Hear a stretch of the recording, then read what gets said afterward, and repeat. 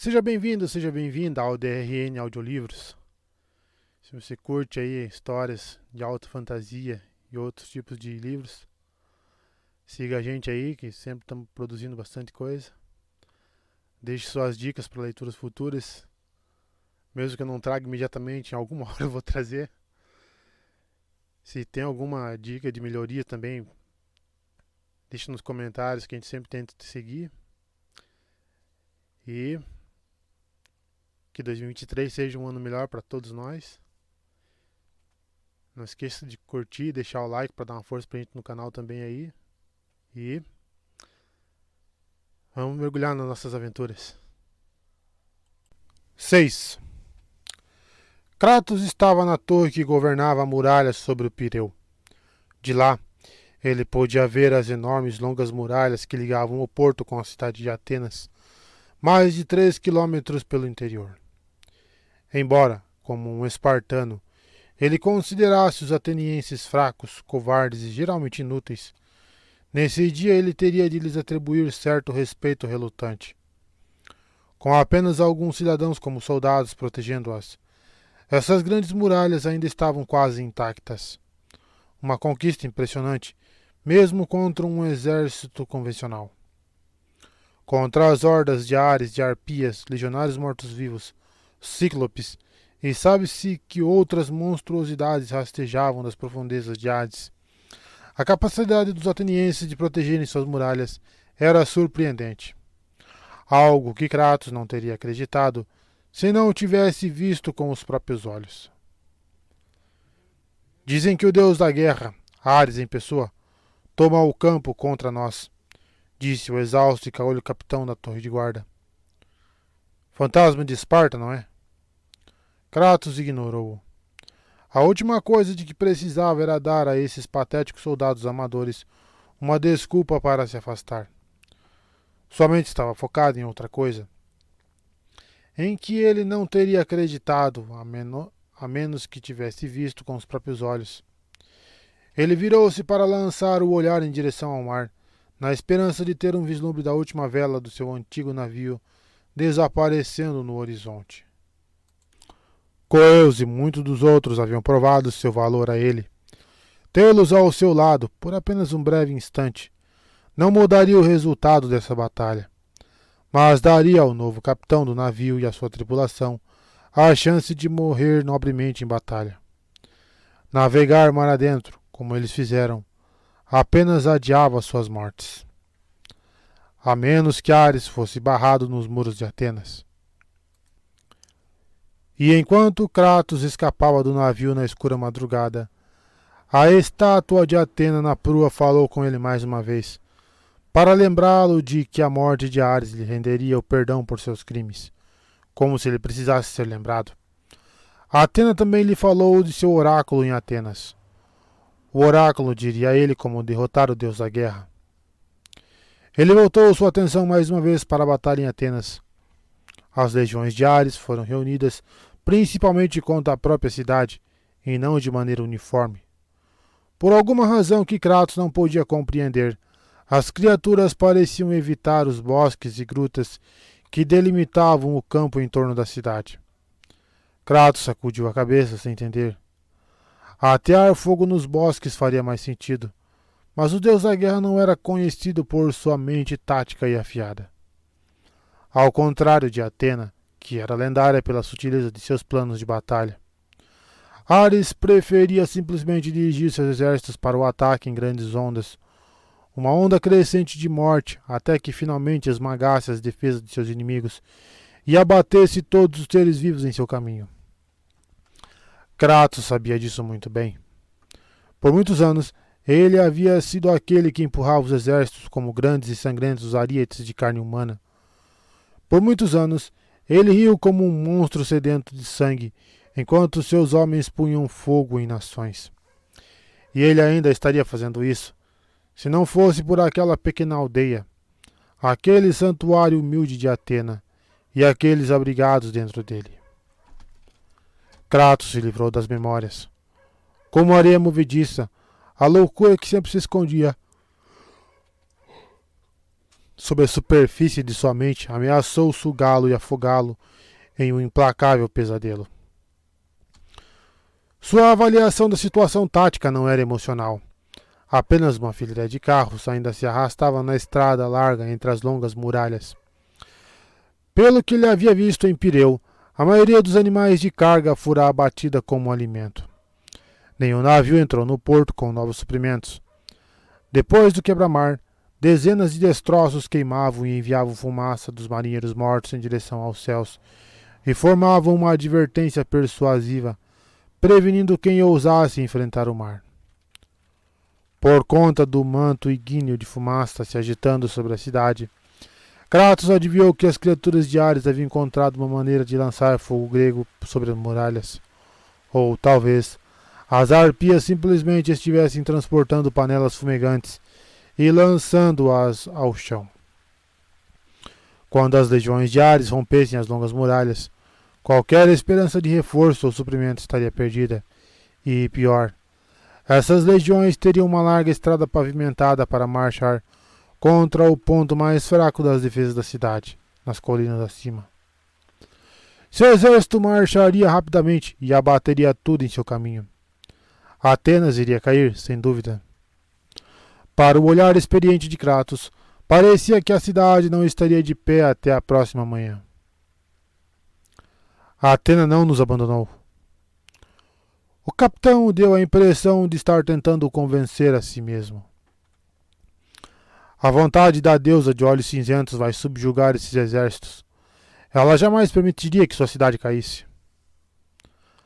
Apegue-se rápido ao que lhe resta de coragem, Kratos disse sombriamente. Atena ouviu sua oração. O capitão ficou sem fôlego com a súbita esperança. Que ajuda? Quando chegará a sua assistência? Hoje, este espartano é seu aliado enviado por Atena, Kratos disse, saltando através da janela da torre, caindo como um gato na muralha abaixo. Outro salto o conduziu à estrada. Ele caiu no chão com o passo ávido que usara no campo tantas vezes para colocar seus soldados em posição. As longas muralhas lançavam uma sombra fria em toda a estrada. De cima, arqueiros disparavam saraivadas de flechas em chamas. Kratos não tinha necessidade de ver seus alvos. Ele os ouvia. Rosnados, bufos, ruídos de animais, gritos e rugidos que não poderiam vir de nenhuma garganta humana. Kratos continuou. Ele não viu nenhuma razão para desperdiçar tempo lutando por essas paredes, quando qualquer idiota podia ver que elas não durariam mais um dia. Um arqueiro ateniense, caindo de uma parede, atingiu a estrada a alguns metros à frente de Kratos.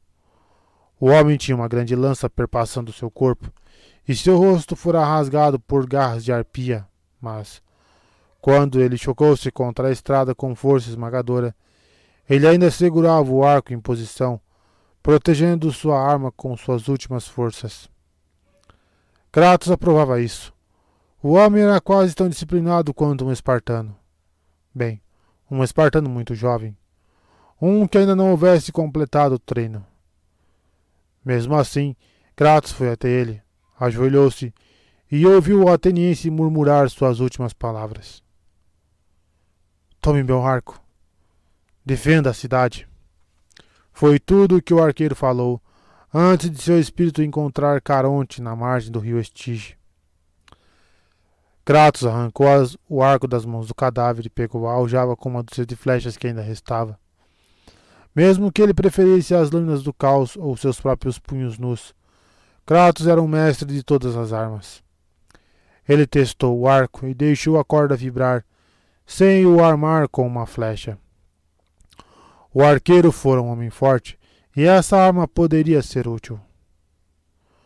Como se convocados por seu pensamento, gritos agudos de pânico vieram dos civis que se dirigiam aos carros à frente. O pânico se transformou em agonia quando uma seção inteira da parede desabou, fazendo chover pedras soltas e arqueiros em queda. Em um instante, 10 metros de parede desmoronaram. Sem agir conscientemente, Kratos ajustou uma flecha no encaixe e deixou-a voar. Seu eixo flutuou direto para o legionário morto-vivo que forçava seu caminho através da brecha no muro. A flecha prendeu a cabeça do legionário em uma parte do muro que ainda estava de pé. Mais 2 legionários mortos-vivos equipados com armaduras de bronze forçaram a passagem, apenas para encontrar o mesmo destino, com uma flecha para cada um. As flechas não destruíram as criaturas, mas, fixando-as à parede como coelhos em um espeto, deixou-as no lugar, de modo que os atenienses poderiam desmembrá-las. Fujam! Ele rosnou para os civis, gritando. Vocês estão no meu caminho! Sem hesitação, Kratos entrou em uma brecha, atirando enquanto andava. Mais 6 flechas voaram diretas e certeiras, empilhando os legionários uns sobre os outros e protegendo a brecha. Mas os mortos-vivos atrás dele simplesmente os cortaram em pedaços e continuaram avançando. 3 setas despacharam mais 5 ou 6 deles.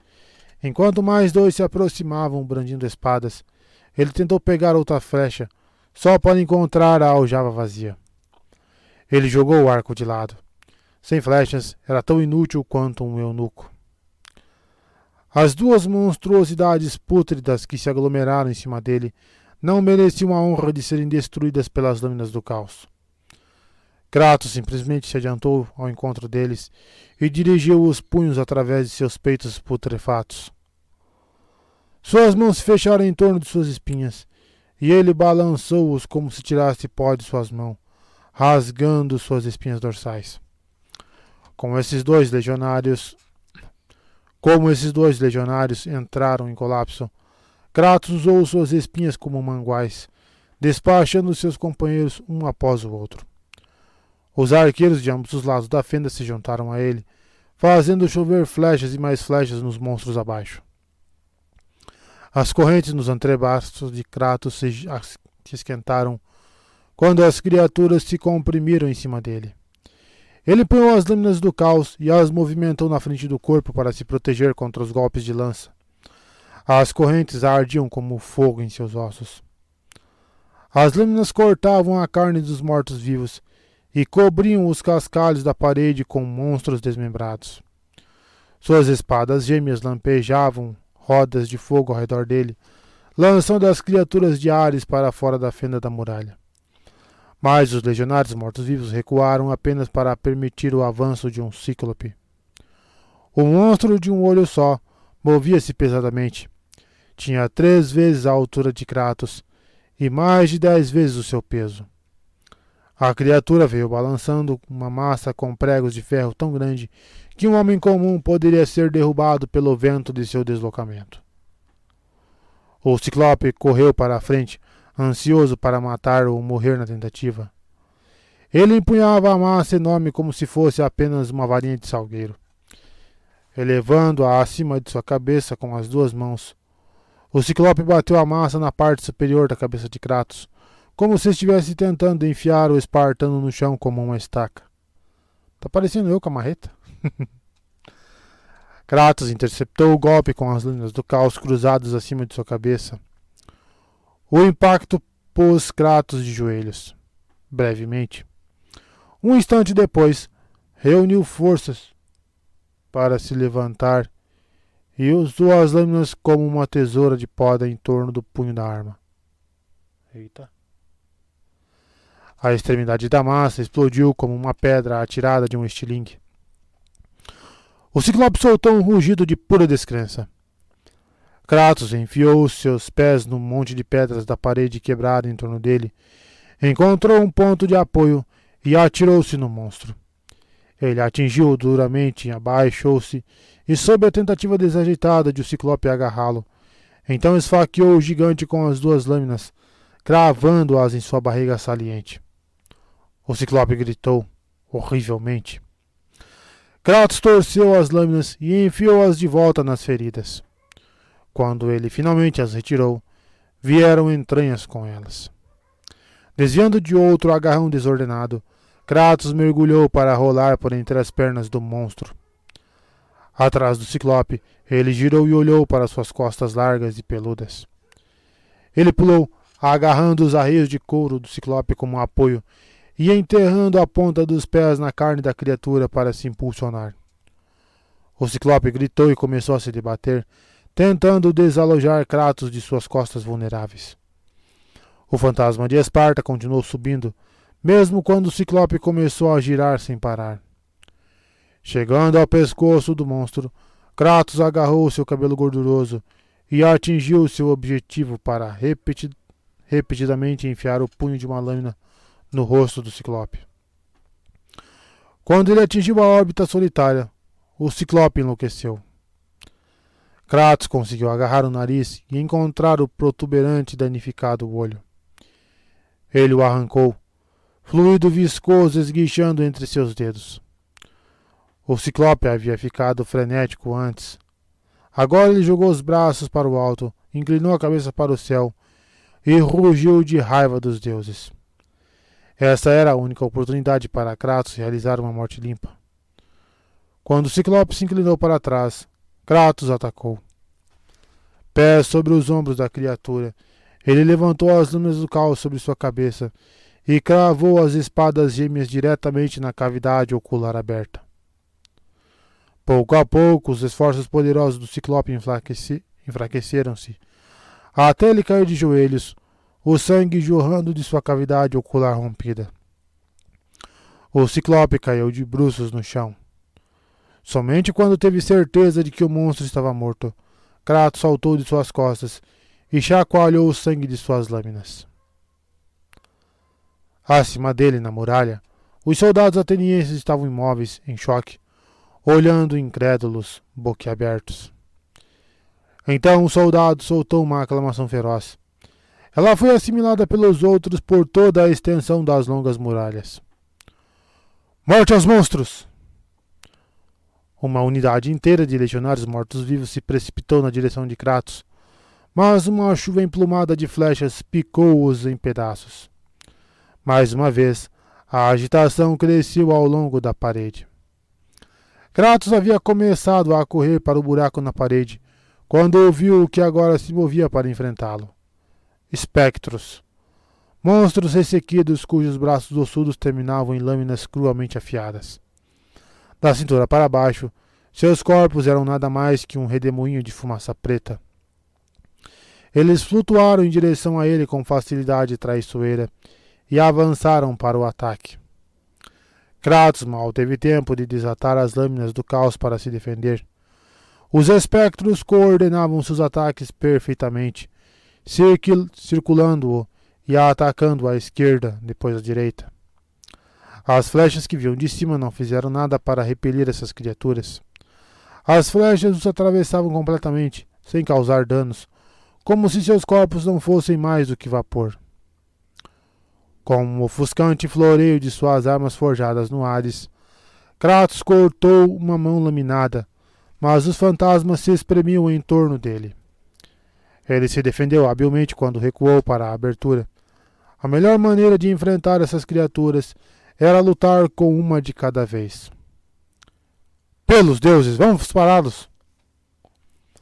Um esquadrão de espadachins apressou-se a ajudar Kratos, batendo suas armas contra os escudos de bronze. Sua coragem ultrapassava em muito suas habilidades, mas eles podiam tirar alguma pressão de cima dele, mesmo contra os fantasmas. Fechem a lacuna! Kratos gritou, empregando uma mão e uma lâmina habilmente para cortar um pulso esquelético. Vocês não podem defender essa brecha por muito tempo. E os espectros começaram a cortar as bordas irregulares da parede para aumentar o orifício. Se ficasse muito maior, os atenienses não poderiam contê-los, e Kratos não queria ter de defender sua própria retaguarda enquanto corria para a cidade. Eu não o reconheço, disse um soldado atrás dele. Por que não está com sua armadura? Chame os engenheiros, idiota! Kratos rosnou. Se os monstros abrirem essa brecha, a barriga de Atenas estará exposta. O jovem guerreiro começou a bramir ordens, e os outros atenienses pareciam aliviados por ter alguém que lhes dissesse o que fazer. Os soldados mais próximos puseram-se contra a brecha, fazendo uma parede com seus escudos e seus próprios corpos para deter as hordas geradas no Hades. Outros arrastavam madeiras pesadas, entulho e qualquer coisa que pudesse usar como barricada para cobrir a brecha. Mas para Kratos estava claro que isso seria inútil.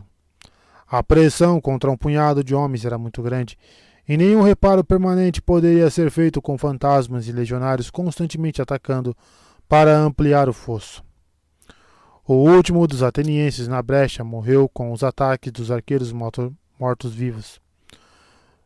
Uma meia dúzia irrompeu, soltando flechas de fogo descontroladamente em todas as direções. Cada uma que acertava seu alvo explodia em chamas e tomava uma vida ateniense. Kratos empunhou as lâminas do caos mais uma vez e matou duas criaturas esqueléticas antes que pudessem criar mais estragos ao longo das passarelas aéreas. O resto dos arqueiros mortos-vivos concentrou sua munição contra os soldados que corriam para tapar a brecha. Eles eram devastadoramente eficazes. No momento em que Kratos matara os arqueiros que estavam perto do buraco, os espectros haviam aberto uma brecha suficientemente grande para fazer passar outro cíclope. Kratos mergulhou para a frente para encontrar o monstro. Usando uma força sobrenatural, ele levantou o ciclope do chão e arremessou de volta pela brecha, acertando fantasmas e mortos-vivos do lado de fora. O ciclope abriu caminho com o agitar de sua massa imensa, rasgando mortos-vivos em pedaços e lançando fantasmas para o ar, e caminhou para a frente mais uma vez para rivalizar com Kratos. Novos legionários empurravam as paredes, ampliando a brecha com cada pancada. Kratos mediu sua distância e lançou as duas lâminas com violência. Ele cortou a garganta do ciclope em ambos os lados e, em seguida, puxou severamente as lâminas, usando suas curvas como ganchos através do pescoço da criatura. Quando as lâminas rasgaram livres, a cabeça do ciclope saltou de seus ombros, quicou no chão e rolou até os pés de Kratos. Uma fonte de sangue jorrou do pescoço da criatura em direção ao céu, e Kratos elevou o rosto para a ducha escarlate como se fosse uma chuva fria de primavera. Ele arrancou o olho cego e segurou-o sobre sua cabeça. Então o ergueu, desafiando os Ascégalas de Ares que avançavam para a batalha. "Mais!" ele gritou para a multidão do lado de fora. "Vamos lá! Venham e morram!" Um pontapé tombou o corpãozinho inclinado do monstro morto através da brecha, criando uma barricada que as criaturas deveriam sobrepor com dificuldade. Os arqueiros na muralha acima cobravam um pedágio terrível, atirando suas flechas nos legionários e os empilhando próximo ao ciclope morto. Antes, sua vitória fora aplaudida. Agora não havia tempo. Um par de ciclopes dirigiu-se para a brecha e começou a atirar os legionários mortos-vivos da pilha crescente, abrindo caminho para mais monstros, enquanto espectros flutuavam acima de suas cabeças e suas lâminas horríveis retalhavam os arqueiros mais próximos em pedaços sangrentos de carne. Kratos fez novamente uma avaliação sombria das probabilidades. Ele não sabia como Atena esperava que ele salvasse sua cidade, mas tinha uma razoável certeza de que ela não queria que ele desperdiçasse sua vida por conta de uma abertura na muralha a mais de 1,5 km da cidade. Ele guardou as lâminas do caos e olhou para suas mãos. O poder brotou de dentro dele quando ele desatou sua ira, e Kratos sentiu tornar-se um conduíte do poder divino mais uma vez. A cólera de Poseidon ainda estava com ele.